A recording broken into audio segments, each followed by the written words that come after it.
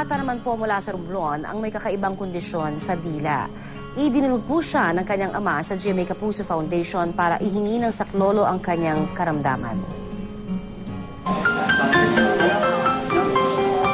Tubong Romblon ang pamilya ng batang si Carl Steven.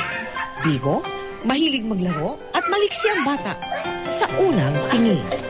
Pero dahil sa kanyang kakaibang kondisyon, napilitan ng pamilya niya na lumuwas ng Maynila.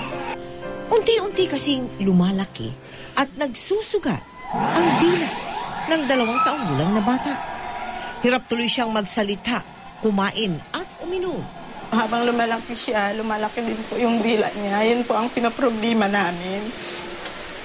Minsan po kasi pag natutulog siya, hindi naman po maiwasan na yung dila niya po kasi ay lumalabas. Minsan kinakagat po ng ipis.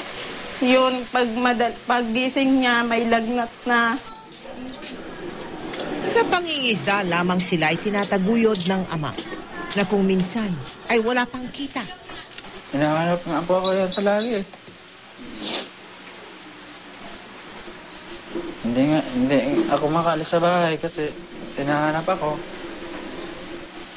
Habang nasa Maynila kasama si Carl, hindi naman maiwasan ng padre de pamilya na mag-alala para sa mga anak nilang nasa probinsya. Yung isang araw, tumawag po kami. Sabi yung anak ko na babae, Papa, wala kaming ulam eh. Ulam namin, kape lang. Kahit gusto namin bumili ng masarap na pagkain, hindi po namin ginagawa. Ano lang po, kung ano lang po yung pwede naming mabili, yun lang ang bibili namin.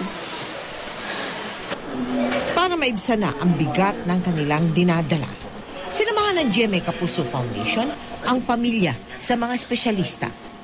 Sa aking tingin, ito ay hemangio. So hemangio means may dugo tayo, tsaka lymphangioma. So hemangio, lymphangioma. No? So combination, which is common among the young. Congenital ito, na dahan-dahan lumalaki, no? Pero definitely this is surgical. Because habang lumalaki yan, siyempre, imbis na maging normal yung salita niya, eh, hindi natin siya dapat pabayaan. So pag natagal natin, lalo siyang mabubulol, siyempre, hindi natin train yung kanyang dila. Ano?